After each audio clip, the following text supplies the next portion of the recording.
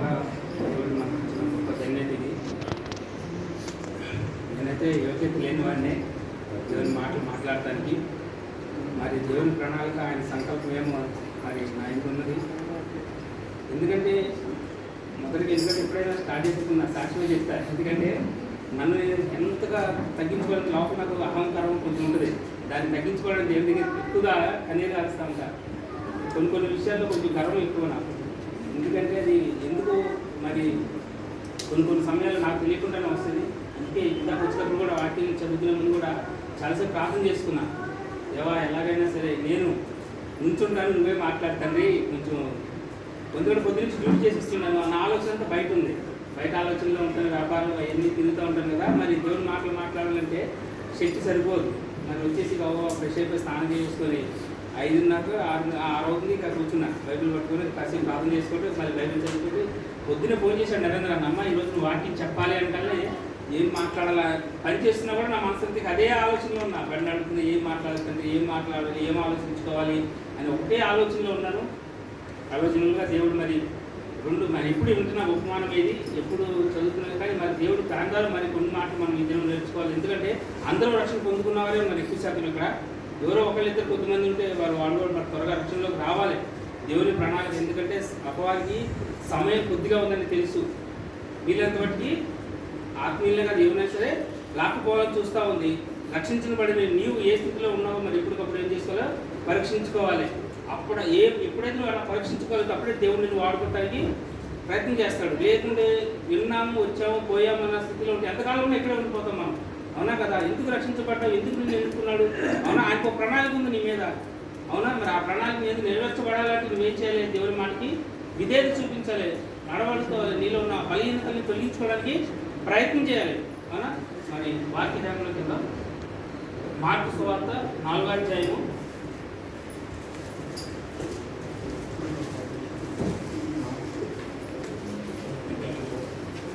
1 వచ్చింది కదా.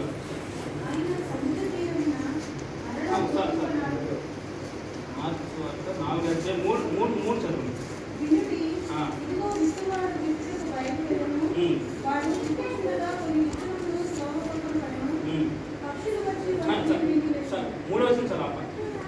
ఇక్కడ ఇది కదా, వినుడి ఇదిగో విత్తువాడు విత్తునకు బయలువెళ్ళెను. అలాగే 15వ వచ్చిన ఒకసారి 8వ వచ్చిన ఒకసారి చదువుతాం. దాంట్లో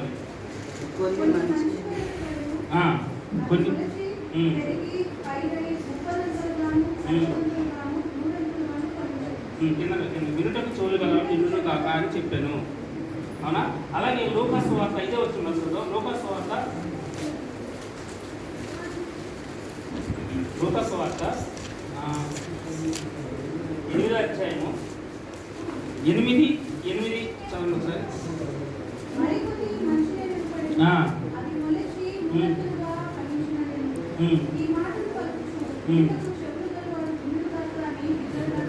ఓకే, ఇక్కడ 2 మాటలు మనకి కనపడుతుంది. అవునా, మొదట ఏమంటున్నాడు? వినుటకు చెవులు గల వినుడు కాక అని ఆపేశాడు. ఇక్కడ మాత్రం అంటున్నాడు కదా, వినుడు వరకు చెవులు గలవాడు వినుడు కాక ఎలా చెప్పాడట? బిగ్గరగా. ఏమని చెబుతున్నాడు? బిగ్గరగా చెబుతున్నాడు. ఎందుకు? మనం సంఘానికి వస్తున్నాం. అవునా, సంఘానికి వస్తున్నాం కానీ మాటలు ఏం చేస్తున్నాం? వినట్లే మనం. అందుకని మళ్ళీ ప్రభువు ఏమంటున్నాడు? బిగ్గరగా చెప్తున్నాడు. ఏమని? వినుటకు చెవులు గలవాడు వినుడు కాక. అవునా, వినుటకు చెవులు గలవాడు ఎలా ఉండాలి? శ్రద్ధగా వినాలి. ఎలా మనం ఈ చెవులతో వింటే వాటికి అర్థం కాదు. అందుకే సిద్ధపాటు కలిగి మనం ఇంటికాడ నుంచే రావాలి. ఇక్కడ మనం 2 వచనాలు గమనించుకుందంటే ఇక్కడ మంచి నేల అని అంటున్నాడు. అవునా, మంచి నేల అంటే ఏమిటి? మంచి నేల అంటే ఏమిటి? అవునా, మంచి నేల అంటే ఇప్పుడు సపోజ్ ఒక రైతు ఉన్నాడు, ఒక పొలాన్ని సిద్ధపరచడానికి ఒక దగ్గర కొనుక్కున్నాడు అనుకుందాం. అది బంజరు భూమి అయిందనుకో, దాన్ని ఏం చేయాలి? మొదటిగా అవునా, దాన్ని ఏం చేయాలి? ఫస్ట్ దున్నాలి. అంటే దున్నటువంటి అయితే దాంట్లో ఉన్న ఏమైనా చెత్త చెదారం అంతా ఏం చేస్తాడు? ఫస్ట్ తీసివేయాలి. అవునా కదా? దున్నబడ అంటే నాగలు పెట్టి దున్నుతున్నప్పుడు ఏమొస్తుంది? దాంట్లో ఉన్న రాళ్ళు, రప్పలు, ముళ్ళ పొదలు, అవునా, పల్లేరుగాయ ముళ్ళు, అంటే ఈ సంతం ఇంకేమైనా సరే. అంటే ఇప్పుడు ఇక్కడ మనం లోతుగా కొంచెం ఆలోచించి ఆత్మీయంగా మంచి నేలన పడిన విత్తనాలు ఎప్పుడంటే అంటే ఏమన్నాడు? ఫలిస్తాయి. మన హృదయాలు వాక్యం ఫలించాలంటే ఎలా ఉండాలి? మన హృదయం అంటే దున్నబడి ఉండాలి ఆలోచన. అంటే మన ఆలోచన ఎలా ఉండాలి, దేవునికి దగ్గరగా ఉండాలంటే మన హృదయం ఎలా దున్నబడి ఉండాలంటే విరిగి నలిగిన హృదయం అంటారు కదా. ఎప్పుడు దేవుని మాట మన హృదయంలోకి వెళ్తే అంటే ఎప్పుడైతే మన ఆలోచన విధానంలో మంచి ఆలోచన ఎప్పుడైతే మనకు వస్తుందో అప్పుడే ఆది కాండంలో కూడా ఒకసారి చూద్దాం. మొదటికి వెళ్దాము. అసలు ఎందుకు ఈ నేల మీద ఎందుకు వచ్చిందంటే 3:18 ఒకసారి చూద్దాం.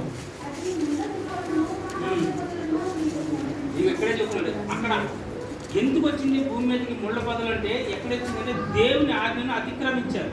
అవునా? నరుడుగా మొదటిగా పుట్టినప్పుడు ఎలా ఉన్నాడు? దేవునితో సహవాసం చేసేవాడా కదా? ఆదాము అవ్వ ఎలా ఉన్నారు? మొదట్లో దేవునితో సహవాసం చేసేవాళ్ళే ఉన్నారు. అప్పుడు ఏమన్నా వాళ్ళకి, అందుకే ప్రసంగి 7:29 ఉంటుంది కదా, ఏమని నరుల వారిని కలగ చేసినప్పుడు వారు ఒకసారి చదవనది మనం ప్రసంగి 7:29.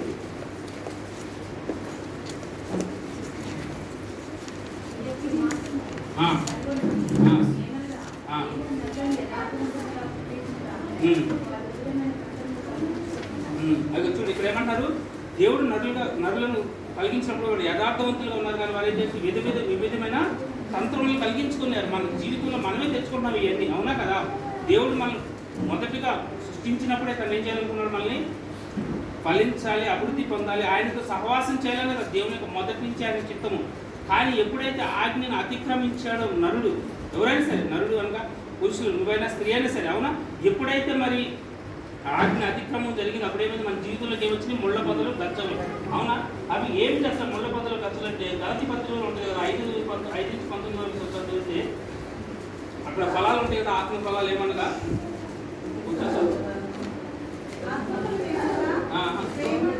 కాదు పాయించదు 18 చదువు ఒకసారి. లోనైన వారు కాదా?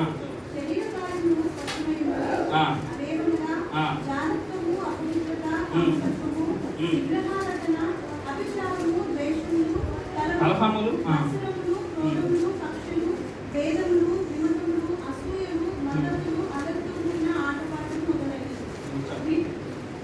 వీటి గురించి నేను చెప్పిన ప్రకారం వీటిని చేయవాలందరూ దేవుని రాజ్యాన్ని స్వతంత్రించుకున్నారు అని రాసింది. అవునా? అంటే ఇక్కడ చూడు, ఇప్పుడు మనం ఒకసారి చదువుదాం.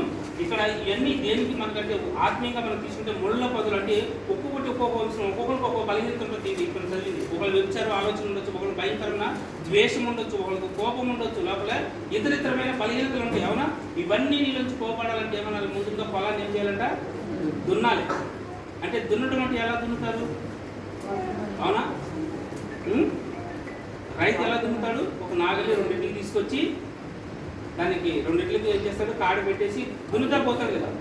ఎప్పుడైతే దున్నుతున్నాడంటే ఆ పొలం ఏమవుతుంది? ఒక గాడిలాగా పడతా ఉంటుంది. అవునా? అటువైపు ఇటువైపు ఏమవుతుంది? జరుగుతూ ఉంటుంది. అప్పుడు ఏం చేస్తారు? మళ్ళీ వెనకాల ఏరుకుంటేసి పళ్ళు ఏమైనా సరే ముళ్ళు కానీ ఏమున్న రాళ్ళు డబ్బులు తీసి ఏం చేస్తాడు? బయట తీసుకెళ్ళి ఏం చేశాడు? కాల్చి. అవునా కదా? అంటే ఏమైంది? నీళ్ళు ఉన్న ఇవన్నీ ఏమైతే ఇక్కడ రాశాడో మరి ఫలాలనగా దేవునికి వ్యతిరేకమైనవి ఇవన్నీ ఎప్పుడైతే నీలోంచి ఒక్కొక్కటిగా బయటికి వెళతాయో అప్పుడే నువ్వేం చేస్తావు? మంచి నెలగా నువ్వు నిలబడగలుగుతావు. అప్పుడే దేవుని వాక్యం నీలో ఫలించేది. అవునా కదా? నేనైనా సరే, నువ్వైనా సరే, ఇప్పుడు మనం ఆత్మీయంగా ఎదగాలనే దేవుని చిత్తమైనది. ఒక భక్తులు చెబుతాడు కదా, సంఘం అంటే ఒక వ్యవసాయం అంట, ప్రభువు కోరే ఒక ఫలసాయం అంటే. మరి సంఘం ఫలించాలంటే ఒక వ్యవసాయంలో ఒక భూమి. అవునా? అవునా? మరి ఈ భూమి, నీ ఆత్మ, నీ దేహం మరి దేవునికి ఇష్టంగా ఎప్పుడైతే మారుతుందో, ఎప్పుడైతే మంచి ఫలాలుగా నీవు మంచి నెలగా ఎప్పుడైతే నువ్వు సిద్ధపాటు కలిగి ఉండాలో అప్పుడే నువ్వు మార్చగలవు. మరి మంచి నెలగా నువ్వు ఎప్పుడు మార్చగలవు అంటే దేవుడు మరి ఎప్పుడైతే దున్నడం అంటే ఏమిటంటే మన జీవితంలో కొన్ని శ్రమలు, అవునా, కొన్ని బాధలు, కొన్ని ఇరుకులు వస్తూ ఉంటాయి. అవునా? అవి ఎప్పుడైతే వస్తాయి మరి నాకు కొంతమంది క్రైస్తవులకు వచ్చినాక నాకేం కాకూడదు అనుకుని కొద్ది శ్రమల కాలంగా ఏం చేస్తారంటే దేవుని విడిచిపెడతారు. కొంతమంది విడిచిపెట్టరు కానీ కొంత అవిశ్వాసంతో కొంచెం భక్తిహీనంగా బతుకుతారు. ఎందుకంటే సరైన భక్తి చూపించారు. ఎందుకంటే భక్తి ఎక్కువైతే ఏమైందంటే కొద్ది శోధన ఎక్కువైతే భయం వాళ్ళకి. భయం ఎందుకంటే అపవాది ఇప్పుడు యుద్ధ భూమిలో నిల్చున్నాడు ఎవడైనా సరే, శత్రువు పడింది, యుద్ధ భూమిలో నిలబడ్డవాడి మీద కదా ఖచ్చితంగా వేయాలండి, చంపేస్తేనే కదా వాడికి లోపలికి రాగలదు. మరి యుద్ధ భూమిలో నీవు నేను నిల్చున్నప్పుడు మరి శత్రువు పని ఏంటి? అపవాది పని. మన భక్తిని కొనసాగిస్తున్నాం లేదా దేవుని యొక్క విధేయతలు అడుగు చాడలో నడుస్తున్నాం అంటే అపవాది పని ఏంటి? దేవుని రాజ్యంలో మనం వెళ్ళిపోతామనే కదా బాధ. మరి వాడిని ఎదిరించాలంటే మనం ఎలా ఉండాలి? మన దేహము, మన ఆలోచన ఏం చేయాలి? దున్నబడుతూ ఉండాలి. దేవుని సన్నిధిలో ఒక మంచి నెల మనం ఎప్పుడైతే తయారు కాగలమో అప్పుడే మనం దేవుని సన్నిధికి దగ్గరికి వెళ్తాం. అప్పుడే దేవుని మాటలు కానీ వాక్యాలు కానీ మనకి హృదయంలో నాటబట్టి మనకు వినపడితే కూడా. లేదా ఇంకో వచ్చామో ఇంకా ఈ చోటు చెవితో అందుకే పైన కూడా 2 రాసింది, రాతి నేల పడిన విత్తనాలు, ముళ్ళ పొదలు పడిన విత్తనాలు. అవునా కదా? సపోజ్ ఒక వేప చెట్టు ఉందనుకోండి, ముళ్ళ పొదలు వేసినా లేచి పైకి లేచింది, ఎందుకంటే దాని వేరు లోపలికి వెళ్ళింది. అవునా కదా? ఒక వేప చెట్టు కదా వేస్తే అది ముళ్ళ పొదలు వేయండి, ఎక్కడ వెళ్తుంది, దాని ఏరు లోపలికి వెళ్ళింది. అవసరం ఆ ముళ్ళ పొదలు కూడా చీల్చుకొని పైకి లేచింది, ఎందుకంటే దాని వేరు అంత బలంగా ఉంటుంది. అవునా? అదే వాక్యమైన వేరు కూడా నీలోకి వెళ్ళిందనుకో, ఎన్ని శ్రమలు వచ్చినా, ఎన్ని బాధలు వచ్చినా కూడా నేను ఏం చేస్తుంటే దేవుని వైపు నిలబెట్టి శ్రమల నుంచి. అవునా? పౌలు భక్తులు కూడా మాట అంటాడు కదా, ఒకసారి చదువు, నాకు రిఫరెన్స్ గుర్తులేదు. నేను కొట్టబడి తిని పలుమార్లు దెబ్బలు తింటిని అని మాట కూడా సాక్ష్యంగా చెప్తాడు. అపోస్తల కార్యాలయం ఉంటుంది. ఒకసారి రిఫరెన్స్ మర్చిపోయాను.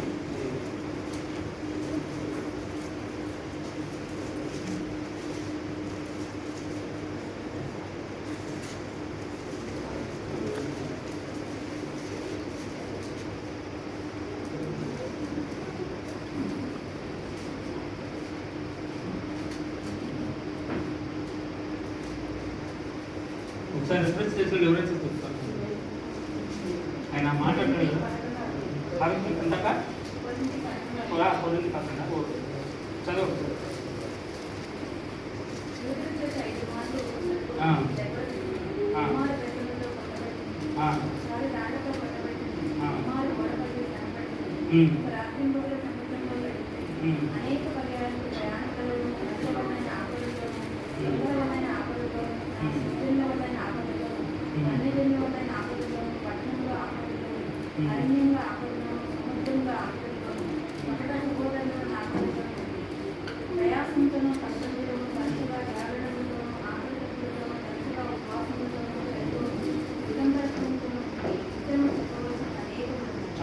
కృష్ణుడు ఏమంటాడు? పౌలు భక్తుడు అనేక మాటలు దెబ్బలు తిన్నాడు. దేనికోసం తిన్నాడు ఆయన దెబ్బలు?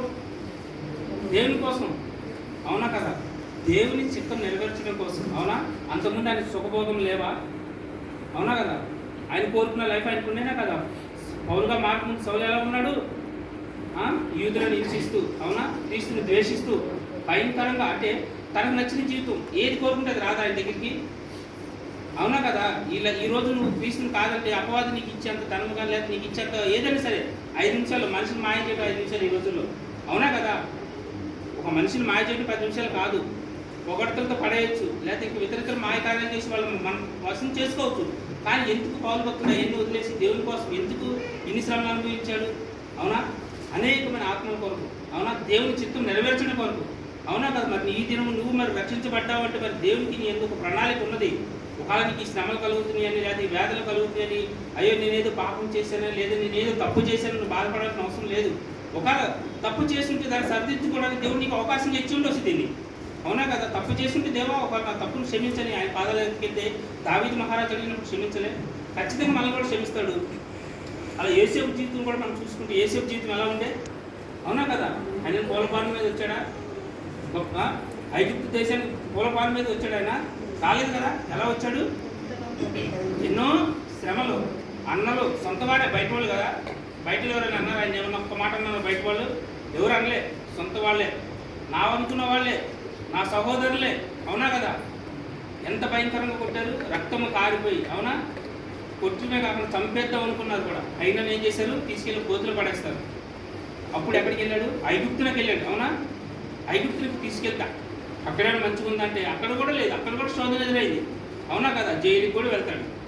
ఎందుకు ఇవన్నీ వస్తున్నాయి అంటే ఈ దినము దేవుడు ఒక దినం మన జీవితాన్ని మార్చబోతున్నాడు. ఒక జీవితంలో నీ జీవితంలో మరి దేవుడు ఈ శ్రమలు ఎందుకు వచ్చినాయి నాకు నువ్వు ఆలోచిస్తుంటే, ఈ కష్టాలు ఏమిటి, ఈ సమస్యలు ఏమిటి అనుకుంటే ఒక దేవుడు నిన్ను ఒక మంచి నేలగా, ఒక మంచి ఫలభరితమైన నేలగా మార్చబోతున్నాడేమో తెలియదు కదా. నా జీవితంలో నీ జీవితంలో అనుకోవచ్చు కొన్ని శ్రమలు కలుగుతాయి. నా వాళ్ళే, నేను అనుకున్న వాళ్ళే నన్ను హింసించవచ్చు, నన్ను బాధ పెట్టవచ్చు. కానీ దావీదు మహారాజు అంటాడు ఒక మాట, 2 సమయాల కింద 16వ అధ్యాయంలో ఉంటుంది ఆ మాట. నాకు చాలా నచ్చిన మాట అది. 2 సమయాల కింద 16వ అధ్యాయంలో ఉంటుంది ఆ మాట. షిమి తనను భయంకరంగా తిరుగుతుంటాడు. ఈ సౌలు కుటుంబం షిమి తను భయంకరంగా తిరుగుతుంటే అది అంటాడు కదా.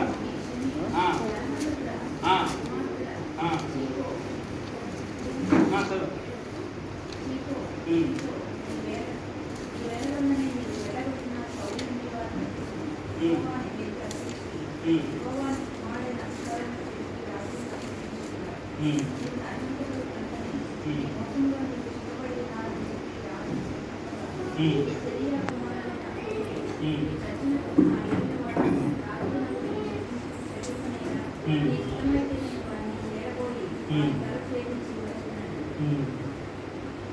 अच्छा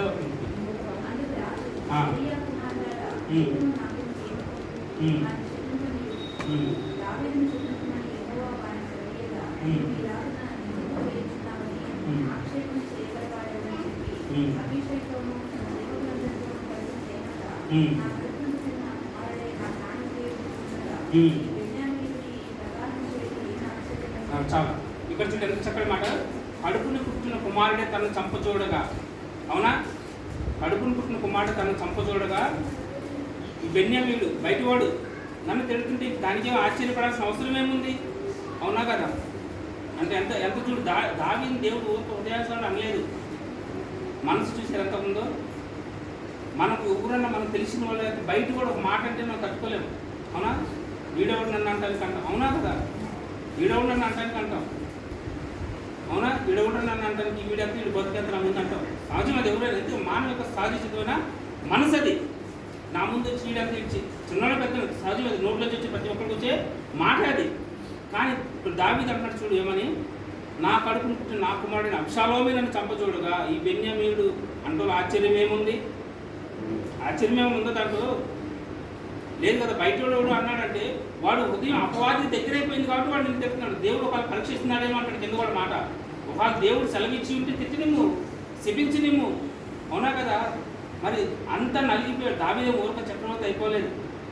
దేవుడు పిలిచిన వెంటనే తీసుకెళ్ళి పట్టాభిషేకం చేసేసి కూర్చోబెట్టినట్ల ఎన్నో శ్రమలు దావీదు జీవితంలో, అవునా కదా. సౌలు వెంటాడతాడు చెప్పడానికి, తర్వాత కొడుకు వస్తాడు, కొడుకు వెంటాడుతుంటాడు, అవునా కదా. వీళ్ళన్ని శ్రమలు కూడా ఎందుకు నేర్పించాడంటే దేవుని దావీదుని ఒక పరీక్షగా, ఒక మంచి విత్తనంగా, మంచి నేలగా దావీదుని తయారు చేయడానికి, అవునా కదా. మోషే కూడా అంతే. ఐగుప్తులో నివసించినప్పుడు ఎలా ఉన్నాడు, ఒక పెద్దవాడు అవుతాడు. 40 సంవత్సరాలుగా ఒక ఐగుప్తుని చంపేసి మట్టిలో కప్పెట్టి వెళ్ళిపోతాడు. అంటే అప్పుడు మోషే యొక్క గుణాన్ని చూసుకుంటే మనం ఏంటంటే మోషే కూడా కోపం, అవునా కదా. ఒక వ్యక్తిని చంపగలిగేంత కోపం మోషేలో ఉంది. అందుకే 40 సంవత్సరాల మీద అరణ్యంలోకి పంపించి గొర్రెలు మేపించి ఆ కోపాన్ని తగ్గించి మళ్ళీ సాధువుగా చేసి సాత్వికంగా మార్చి తీసుకొచ్చి మళ్ళీ ఇస్రాయేల్గా అంటే చూడు 80 సంవత్సరాలు గడిచిపోయింది కదా. అంటే చూడు దేవుడు ఒక మనిషిని మార్చాలనుకున్నప్పుడు ఏ విధంగా సరే తనలో ఉన్న గుణగుణాలన్నింటినీ ఏం చేస్తాడు, తీసివేస్తాడు. అప్పుడే దేవుడు ప్రతి బిడ్డని మనం ఎంతో ఆశపడుతుంటాం. ఏదైనా సరే ఇది కావాలి, నాకు ఇది కావాలి అంటే వెంటనే ఎందుకు రాదు. ఇబ్బంది ప్రార్థన అందరికీ తెలుసు కదా. చాలామంది చేస్తారు, దేవాన్ని ఇచ్చేమని ఆశీర్వదించి నా చుట్టూ ఖర్చువేయమని. మరి ఆశీర్వాదం రాదు, ఖర్చు రాదు. నిజం చెబుతున్నాను. ఎందుకంటే నేను కూడా చాలాసార్లు చేశాను ఇంతకుముందు ప్రార్థన. ఎందుకు రాదు అంటే నాలోతో కొన్ని అవిధేయతలు ఉన్నాయి దేవునికి, అవునా కదా. ఆ అవిధేయతలన్నీ ఒక్కొక్కటిగా బయటకు పోతున్నప్పుడే ఇప్పుడు దేవుడు అవిధేయతలు నడుచుకుంటూ పోతున్న నాశనం దేవుడు అన్యాయం అవుతాడా కదా. నీతిమంతులు ఎట్లా అవుతాడు, క్రమం లేకుండా నేను పైకి వెళ్ళిపోతున్నాను అనుకో, దేవుడు ఆశీర్వదించాడని చెప్పుకుంటే దేవుడు అపవిత్రుడు అయిపోతాడు. నీతిమంతులు అంత కష్టపడి సంపాదించినోడు నేను ఒకటి ఎట్లా అవుతాం, కానేరము కదా. యాకోబు మరి పరిస్థితి ఏంటి, 40 సంవత్సరాలు, అవునా.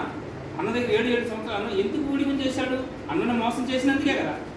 తర్వాత తన తప్పు తను తెలుసుకొని అన్నకు మళ్ళీ సాష్టాంగం పడేలా చేస్తాడు. వెళ్ళి తను చంపుతాడని భయం వేసి అన్నకు ముందుగా ధనము ధాన్యం అన్నీ పంపించి ఇదో నా సహోదరుడు వస్తున్నాడని చెప్పి ముందుగా ఒక్కోళ్ళని పంపించుకుంటూ వస్తుంటే తనలో కూడా ఏమైంది, ఆ దీనత్వంలో వచ్చేసినప్పటికీ ఆ కష్టపడడం అంటే దేవుడు ఒక మనిషిని ఒక మంచి పొలముగా, ఒక మంచి స్థలముగా మార్చాలన్నప్పుడు మొదటగా ఏమవుతుంది, మనిషిని ఏం చేస్తాడంటే దున్నుతాడంటే ఆ వాక్యం అనే కట్టుకున్న తర్వాత మనలో ఉన్న అవిధేయతలు ఏం చేస్తాడు, తీసివేస్తాడు. వీటికి నువ్వు ఎప్పుడైతే నువ్వు దేవునికి సమర్పించుకుంటావో, వీటిని నువ్వు ఎప్పుడైతే దేవా నీ చిత్తం ప్రకారం నేను నడుచుటకు నాకు నీ కృపను గురించి దేవుని సన్నిధిలో నువ్వు ఎప్పుడైతే నడుస్తావో అప్పుడే నీ జీవితం మారుతుంది. లేదనుకో నువ్వు ఎంతకాలం దేవుని సన్నిధికి వచ్చి ఎంతకాలం ఒకటి ఆత్మీయంగా ఫలించలేవు, ఆర్థికంగా ఫలించలేవు. ఒకవేళ ఆర్థికంగా ఫలించిన నిత్య జీవులకి జరగలేవు. ఇది మాత్రం కన్ఫామ్ ఉంటుంది. ఎందుకంటే దేవుడు చెప్తున్న మాటలు ఎప్పుడైతే సూటిగా ఉంటాయి, స్పష్టంగా ఉంటాయి. ఏదో మనం ఒకరిని మెప్పించాలని లేదా ఒకరిని ఉద్ధరించాలని మాట్లాడే కాదు కదా ఇవి. వాళ్ళు నేను ఇక్కడ నుంచి మాట్లాడితే రేపు మాట్లాడే నాకు తిరుగునా నేను లెక్క చెప్పుకోవాల్సిన వాడిని వింటాను, అవునా. దేవుడు ఒకరికి ఒక పని అప్ప చెప్పినప్పుడు ఎందుకంటే మనుషులు మెప్పించాలని ఇప్పుడు మనం ఆశించకూడదు. దేవుని మాట ఇంతమంది ఇక్కడ ఉండగా కొంతమంది మాటలకి వాళ్ళకి సూటిగా తగులుతూ ఉంటాయి. ఎందుకంటే వారి హృదయాలు మాత్రం దేవునికి ఇష్టంగా ఉంటాయి.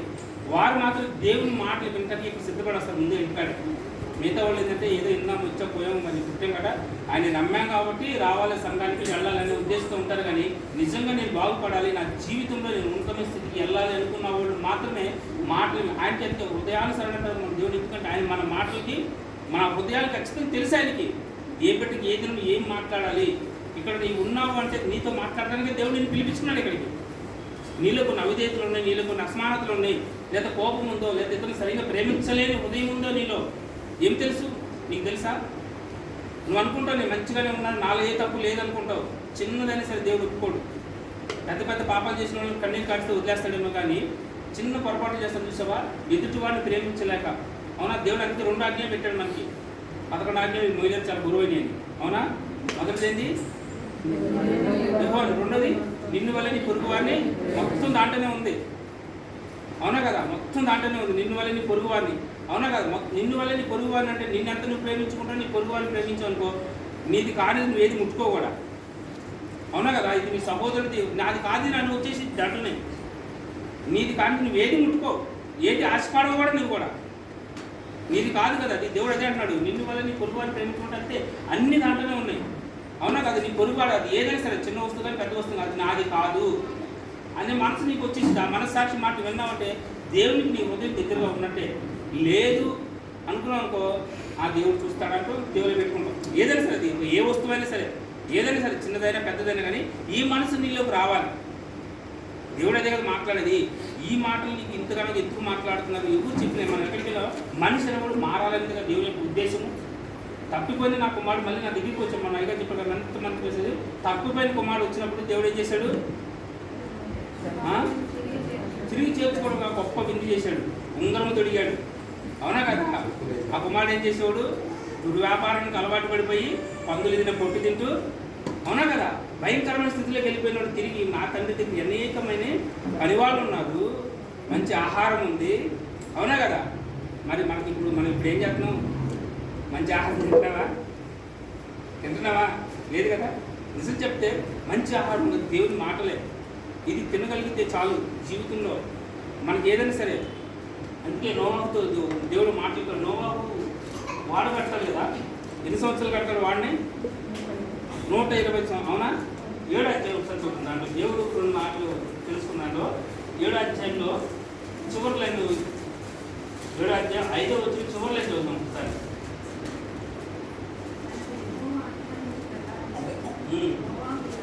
చేసిన తర్వాత అలాగే 8వ వచ్చింది కదా,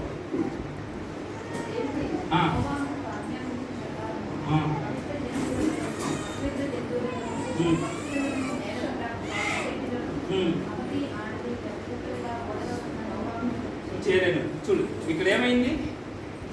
నోవాహు ఏం చేశాడు? వాడిని సిద్ధం చేశాడు, కట్టేశాడు. అవునా? అంటే ఏం చేశాడు? దేవుడు నీకు అలాంటి సమయంలో అలాంటి టైంలో నేను వర్షం కురిపించబోతున్నానయ్యా, కనుక నీవు వాడిని సిద్ధం చేసుకో అన్నాడు. అవునా? సిద్ధం చేసుకోమనగానే ఎన్ని సంవత్సరాలు కట్టాడు? 120 సంవత్సరాల దాకా వాడు కడుతూనే ఉన్నాడు. కట్టే ముందు ఆయన ఆలోచించాడా? మరి దేవుడు నాకు ఇందుకు అనగా చెప్పాడు, మరి జంతువులు తీసుకురావాలా, పక్షులు తీసుకురావాలి, లేకపోతే ఇంక ఏ తీసుకురావాలని. అవునా? విచారపడ్డా? అనాలోచన కలిగిందా? లే. ఎందుకు? దేవుడు చెప్పిన పని చేయుటను నేర్చుకున్నాడు. అవునా కదా? అంటే మనం ఇక్కడికి వస్తున్నాం ఎందుకంటే దేవుని మాటలు మనం వింటున్నామంటే మన హృదయంలో అప్లై చేసుకోవాలి. అప్పుడే అది నీకు మళ్ళీ ఎదుటి వారికి నువ్వు నేర్పగలవు. అవునా కదా? నువ్వు ఏదైతే నేర్చుకుంటావో దేవుని దగ్గర నుంచి అది నువ్వు నేర్చుకోవడం వల్ల ఎదుటి వారు నేర్చుకోవడం వల్ల జీవితంలో ఫలించడం అంటే ఏమిటి? నీకు నువ్వుగా ఫలించడం కాదు. నీవు ఎప్పుడైతే ఫలిస్తావు నీ చుట్టూ ఉన్నవారు కూడా ఫలిస్తారు. అవునా కదా? ఒక చెట్టు ఫలించింది అంటే దాని కాయలు 10 మంది తింటారు కదా. మరి నీవు ఫలిస్తప్పుడు యేసేపు ఫలించాడు అంటే ఆ కరువు దినముల్లో మరి అన్నదమ్ములు తన కుటుంబాన్ని పోషించుకోవడం దేవుడు ముందుగా సిద్ధపరిచి ఆడ తీసుకొచ్చి పెట్టాడని యేసేపే సాక్ష్యం చేస్తాడు అన్నలతో. అవునా? మరి ఈ దినం మరి ఒక మంచి విత్తనంగా నీకు దేవుడు నిన్ను తయారు చేయబోతున్నాడు అంటే మరి ఇక్కడ చూడు, నోవాహు వాడ సిద్ధం చేసిన తర్వాత ఆటోమేటిక్గా అవన్నీ అక్కడికి వచ్చేసినాయి. ఆయన విచారపడలేదు ఇక్కడ. అవన్నీ ఆల్రెడీ దేవుడికి తెలుసు. జంతువులంటే ఆల్రెడీ ఆజ్ఞాపించాడు, ఇక నోవాహు ఈ టైంకి వాడు సిద్ధం చేసుకుంటాడు కాబట్టి మీరు అందరూ అక్కడికి వెళ్ళి ఉండిపోండి అని దేవుడు ఆల్రెడీ ఆజ్ఞాపించేసాడు. ఆ సమయానికి పోయి నోవాహు వాడ సిద్ధం చేయటం అన్నీ జరిగిపోయి అవన్నీ చేసిన వాళ్ళకి చేరిపోయినాయి. అవునా? మనకు అవసరమో ఏది అవసరమో తెలియదా? ఖచ్చితంగా మన సమయం వచ్చినప్పుడు దేవుడు మన జీవితంలో మనకి ఏది రావాలో అది వచ్చింది. అందుకే 120 కీర్తనలు తన ప్రియులు నిద్రించుండగా దాన్ని వారికి ఇచ్చినట్టున్నాడు. తనకి ఇష్టంగా మనం బతికితే మనకి ఏది కావాలి కానీ ఆయన ఖచ్చితంగా ఇస్తారు. అందుకే ఇస్రాయేల్ అంటాడు కదా, మీరు కట్టని పురంలో త్రవ్వని బావులని నేను మీకు ఇచ్చేదని అంటున్నాడు. అంటే మీరు వెళ్ళి తవ్వుకొని మీరు వెళ్ళి చెట్లు నాటుకొని అనలే ఆయన. అవునా? నిజంగా ఆయన మాటలు కానీ మన హృదయంలో ఉండి ఆ వాక్యాల ప్రకారం మనం నడిస్తే ఏ సమయానికి ఏది రావాలో అది ఖచ్చితంగా ఇస్తాడు. వాళ్ళు ఇవ్వలేదు అంటే అది మనకి హాని చేసేది అయితేనే ఇవ్వడు. వాళ్ళ ధరమైన కావచ్చు. ఒకవేళ డబ్బు వచ్చింది ఈరోజు నేను ఏ స్థితిలో ఉండకపోతున్నాయి చెప్పాను కదా, కొంచెం గర్విష్టోనని, కొంచెం గర్వం ఎక్కువ, లోక సంబంధం వ్యాపకాలు ఎక్కువ నాకు. అటు పరిగెత్తేసేవాడు. ధనం ఉంటే దేవుడు కూడా లేడనుకునేవాడేమో. ఎందుకు దీని దశలో దేవుడు నన్ను ఉంచాడంటే నన్ను ఒక స్థితిలో మార్చుకొని ఆయన చిత్తంగా నడిపించుకోవడానికి ఈ స్థితిలో ఉంచాడు నన్ను. అవునా కదా? కొంతమంది దేవుడు ఎందుకు దీన దశలో ఉంచుతాడంటే ఆయన మాటలు వినిపించి ఆయన తన క్రమంలో నడిపించుకుంటూ, అంటే కొరింథీ పత్రికలోనే ఉంటుంది అనుకుంటా ఒకసాట, ఆయన ధనవంతుడు అయ్యింది మనం ధనవంతుడిగా చేయడానికి ఆయన దరిద్రుడు ఆయన ఉంటుంది. అవునా కదా? ఎందుకు ఆ మాట అంటున్నాడంటే మనకి ఈ లెక్క కాదు, లేక మనకు అవసరం కాదు. ఒక సమయంలో ఇది నా కుమారుడికి ఇస్తే మళ్ళీ వాడు ఎక్కడ నాకు దూరం అయిపోతాడో. అవునా కదా? ఒక మంచి కుమారుడుగా నేను తయారు చేసుకోవాలనుకుంటున్నాను. చెడిపోయి ఉన్నాడు, ఆల్రెడీ దారి తప్పిపోయి ఉన్నాడు. మళ్ళీ వాడు నా దగ్గరికి తెచ్చుకోవాలంటే ఎలా? వాళ్ళు ఈ ముళ్ళ పొదలు ఉన్నాయి, గచ్చ పొదలు ఉన్నాయి, మాటలు వింటున్నాడు, వస్తున్నాడు, పోతున్నాడు, కానీ మారు మనసు రావట్లేదు. మారు మనసు రావట్లేదు. హృదయంలో మారు మనసు రావాలి కదా. ఆ మారు మనసు రావాలని ఇంతమంది మాట్లాడినా, ఇంతమంది చేస్తున్నా ఈ మారు మనసు వచ్చిన సంఘం ఆటోమేటిక్గా అభివృద్ధి చెందుతుంది. అవునా కదా? ఇప్పుడు నేను తప్పు చేశాను అనుకో, ప్రేమ కలిగిన వాళ్ళు ఏం చేస్తారు? క్షమిస్తారు. ఆవిడకి ఏమవుతుంది? గిల్టీ ఫీలింగ్, అయ్యో నేను ఇంత తప్పు చేసి వీళ్ళని క్షమించారే. అవునా కదా? ఒక మాట అడుగుతాను మీకు, చెప్పండి. ఆల్రెడీ యూత్కి ఒక ప్రశ్న వేసాను. ఇది ఒకసారి యూత్ సమాజం మీరు చెప్పండి. ఓన్లీ పెద్దలు అడుగుతాను. ఆత్మీయంగా ఎదుగుతున్న బిడ్డలకి చెప్తున్న ఒక మాట, ఒక ప్రశ్న. ఇప్పుడు నేను ఒక భయంకరమైన వ్యభిచారం చేశాను, ఒక అమ్మాయిని పాడు చేసి చంపేశాను, రేపు చేసి వదిలేశాను, చెప్తున్నా, కాల్ చేసి చంపేశాను. నాకు శిక్ష పడాలి. చంపాలనుకునే వాళ్ళు ఎంతమంది చేయలేదు? నన్ను చంపేయాలనుకునే వాళ్ళు ఎంతమంది? నాకు శిక్ష పడాలి కదా.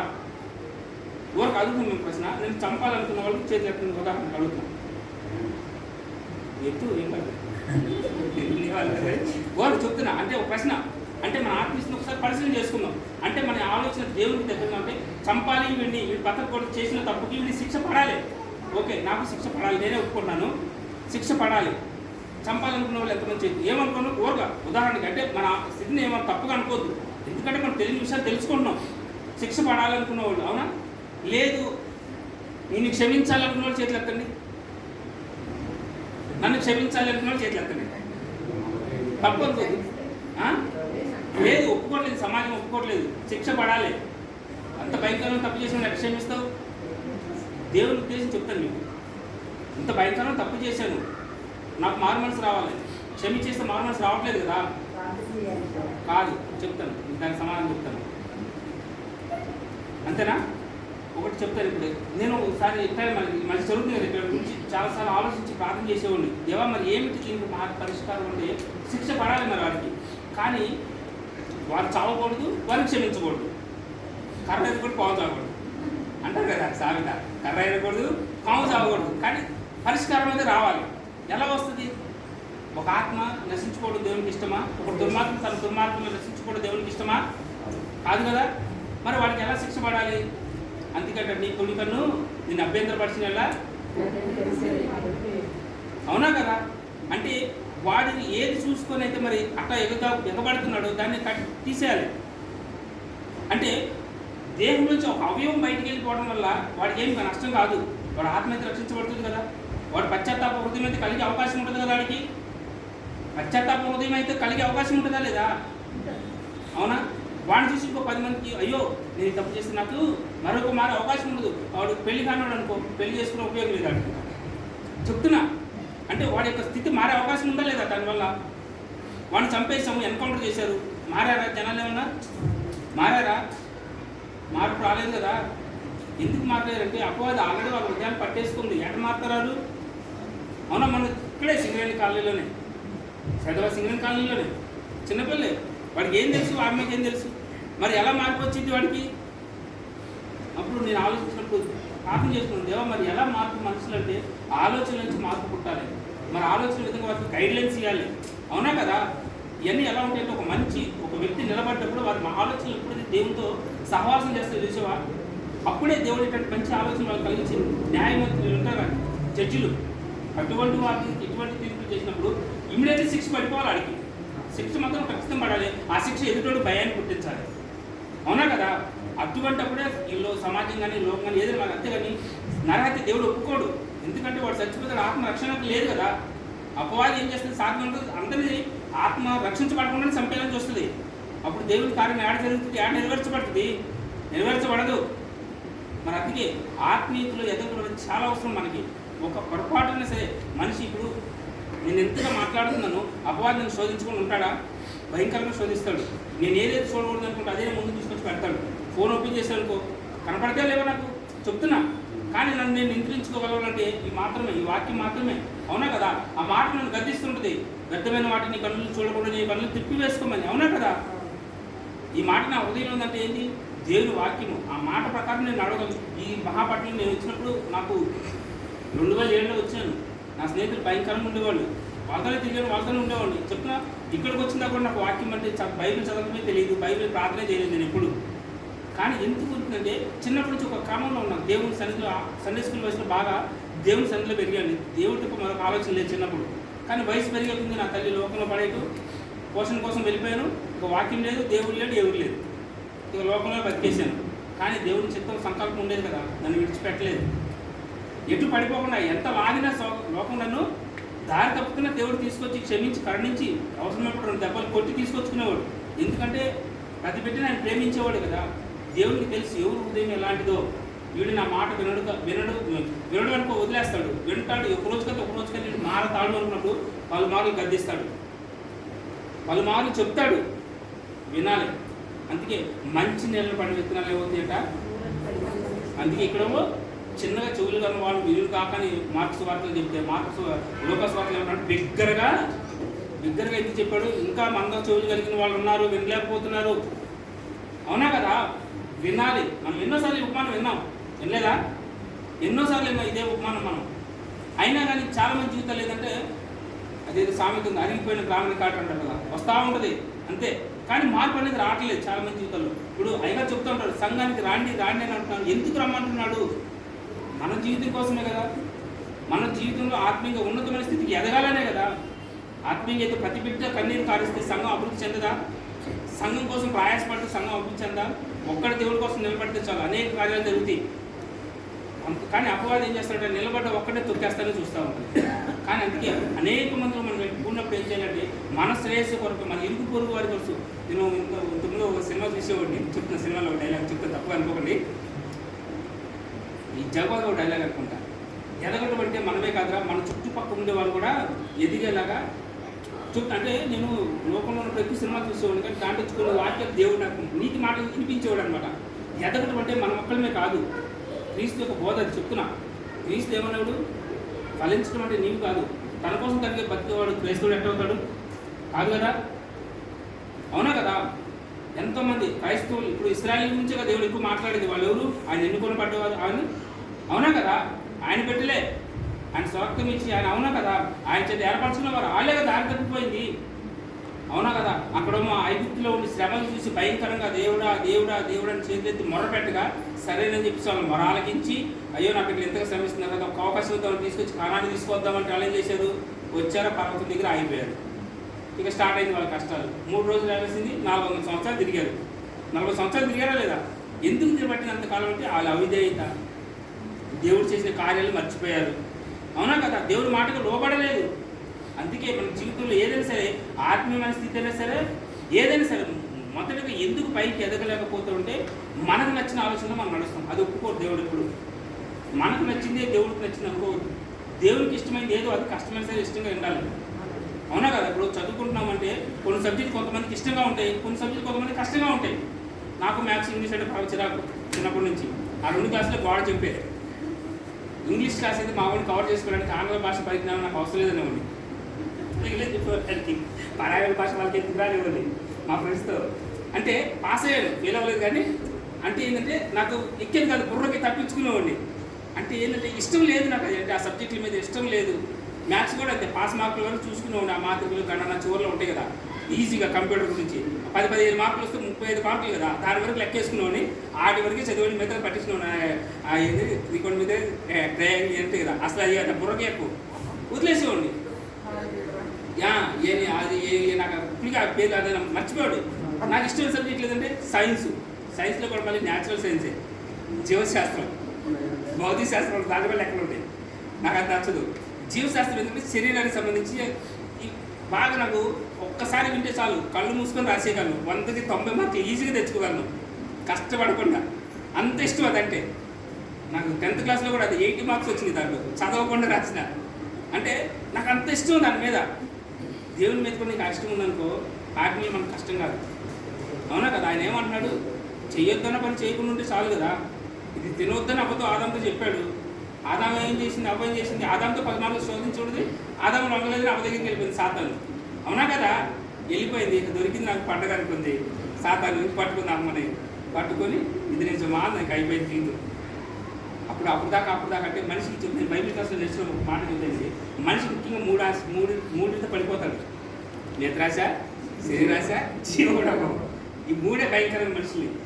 కన్ను చూసింది ప్రతిదీ కోరుకోవద్దు, శరీరం కావాలంటే పెట్టవద్దు. అవునా కదా? జీవగుణం అంటే అతిశయం లోపల. అవునా? పొంగిపోవటం, నేను అలా ఉంటాను, నేను ఇలా ఉండాలని ఊహించుకోవటం ఈ మనిషికి మంచిది కాదు. అవే మనిషిని పాతాళానికి తొక్కేస్తాయి. అందుకే పడిపోయారు. అక్కడ దేవుని సన్నిధి నుంచి ఇక్కడ వచ్చి పడ్డారు. మనకి ఈరోజు ఈ శ్రమలు ఇలా బయటకు పట్టు మనం అంటే మనం గుర్తు చెప్పుకున్నాం. అంటే దేవుడు చూడు మనం మార్చాలని ఎంతగా ప్రయత్నం చేస్తున్నాం. అంటే ఆనాటి నుంచి ఈనాటి వరకు ఏం చేస్తున్నాడు? నా బిడ్డల్ని ఎప్పటికైనా సరే నా దగ్గర తెచ్చుకోవాలి, నా మాట వినాలి, వాళ్ళని ఫలింప చేయాలి. వాళ్ళు ఈ లోపల నుంచి చెప్తున్నారు. దేవుడు మన కోసం చేశాడు ఈ సృష్టి. మన ఎవరి కోసం చేశాడు చెప్పు? మన కోసమే కదా, మనం అనుభవించాలనే కదా. కానీ అనుభవిస్తుంది ఎవరు ఈ సృష్టిని? సర్వ సంతానం అనుభవిస్తుంది. అంటే దేవునికి అవిధేయులైన వ్యక్తులు ఎక్కువగా అనుభవిస్తున్నారు.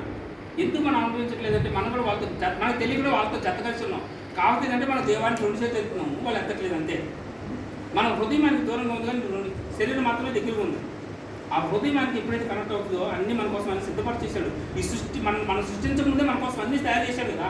మనం చేసినాక చేశాడు ఈ సృష్టి మన కోసం. మొత్తం సృష్టి చేసిన తర్వాత మనిషిని చేశాడు. మనిషికి ఏది అవసరం ఉందో అవన్నీ మన కోసం ముందుగా తయారు చేసి పెట్టుకున్నాడు ఆయన. ఒక నరుడిని నేను సృష్టించాలనుకుంటున్నాను, మరి వాటి తినడానికి ఉండటానికి ఏది అవసరమో అన్ని భూమి నుంచే తీశాడు. అవునా కదా? మనం అది గ్రహించట్లే. కానీ మనం ఏంటంటే ఎప్పుడు ఏ వాక్యానికైనా ఎక్కడికి వెళ్ళి ఏమంటామంటే ఆశీర్వాదకరమైన మాటలు వినాలనుకుంటాం. రక్షించబడిన నువ్వు మొదటి ఆశీర్వాదం కాదు, నేను దేవుని ఫలించాలి, నా ఆత్మ దేవుని దగ్గరికి వెళ్తుందో లేదు అది ఆలోచించు. నీ కోసం ఆగడానికి సిద్ధంగా ఉన్నాయి, అన్నీ సిద్ధంగా ఉన్నాయి. కానీ నీవేం ఆలోచిస్తున్నావు అంటే ఆశీర్వాదం అని చెప్పి ఏదో ధనము డబ్బు వస్తే ఎక్కడైపోతే మనకి ఇవ్వకుండా మొదలెస్తాడా? ఇప్పుడు నేను సంపాదించడం నా కొడుకు పెట్టుకొని వదిలేస్తానా? లేదు పక్కింటి తీసుకెళ్తానా? ఇవ్వను కదా.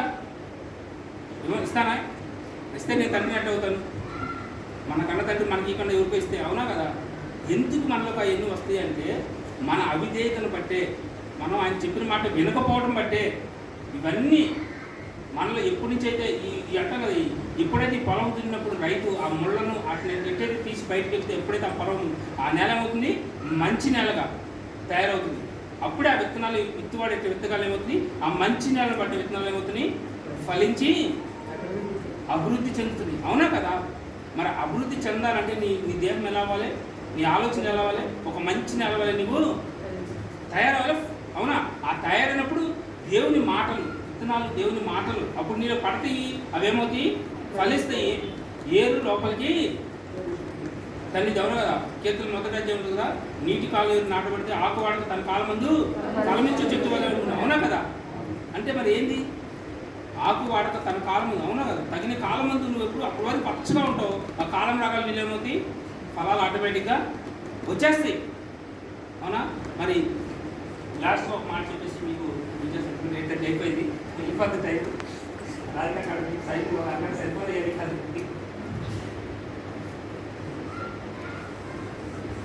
చాలా లాస్ట్లో సరిపోయిన సమయం లేదు. యెషయా గ్రంథం 66వ అధ్యాయం 2వ వచనం చివరిని ఒకసారి చదువుకొని నేను చేస్తున్నాం. యెషయా గ్రంథము 66 2 చివరిలో అవుతున్నాం.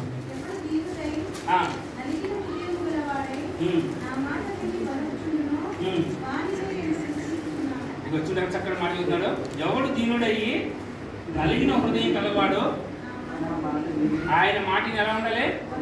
వణుకుచు. ఎక్కడ మనుషుల ముందు కాదు.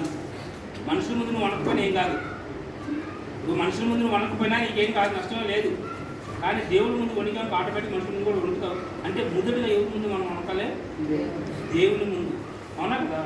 దేవుని ముందు ఎవరైతే నలిగిన హృదయం, ఇక్కడ రాసిన నవధాన్యతలో మాట రాసిన ఏమంటే దీని లేని వారు ఓదార్చబడుతుంది. అవునా కదా? అంత ఎంత చక్కని మాటలు. నిజమే, ఇవన్నీ ఎందుకు దేవుడు మన కోసం రాయించాడు? మనం మన జీవితంలో ఒక ఉన్నతమైన స్థితికి ఎదగాలనేది కదా. ప్రతి తల్లిదండ్రికి ఉంటుంది తన కుమారులు ఉన్నతమైన స్థితిలో ఉండాలి. ఒక ఐఏఎస్, ఐపీఎస్ లేదా ఇంకా ఏ స్థితిలో మన తండ్రికి ఉండదా? సృష్టికర్తకు ఉండదా? తన బిడ్డలు గొప్పగా ఈ లోకంలో బతకాలి, నేను సృష్టించిన సృష్టిలో ఉన్నతమైన స్థితిలో ఉండాలని ఉండదు ఆయనకి. దానియేలు ఎక్కడి నుంచాడు? ఎక్కడి నుంచాడు దానియేలుని? అవునా కదా? బబులోను రాజ్యం ఏది? వెలుగు రాజ్యమా? చీకటి రాజ్యం. ఎక్కడున్నాడు? చీకటి రాజ్యంలో కూడా సింహాసనం మీద ఉన్నాడు. అవునా కదా? యోసేపు ఎక్కడున్నాడు? ఐగుప్తులో సింహాసనం మీద కూర్చున్నాడు కదా. మనం ఇది ఐగుప్తు అంటే ఇది కూడా మనకి ఇలాంటి స్థితిలోనే ఉన్నాం. ఆయన ఏంది యథార్థం ఉంటే నిన్ను నన్ను కూడా ఖచ్చితంగా అక్కడే ఉంచుతాడు కదా. కాకపోతే అక్కడ దాకా నువ్వు, ఎందుకంటే మనం ఆల్రెడీ కొంత బలహీనతలతో పట్టబడి ఉన్న వాటి ఈ దినము ఈ వాక్యం ద్వారా నీవు ఏం నేర్చుకోవాలంటే ఆ బలహీనతలు ఏమైతే ఉన్నాయో ఆ దేవుని దగ్గరికి ఒప్పుకొని, ఇదిగో నా తండ్రి ఈ దినం నుంచి నీ సన్నిధిలో ఒక మంచి నేల వల్ల నేను ఉండాలనుకుంటున్నాను, నీ మాటలు నాలో ఫలించేలా సహాయం చేయమని ఆయన సన్నిధిలో మనం వేడుకుందాం. మరి ఈ మాట దేవుడు ఆశీర్వదించిన కాక ఆమేన్.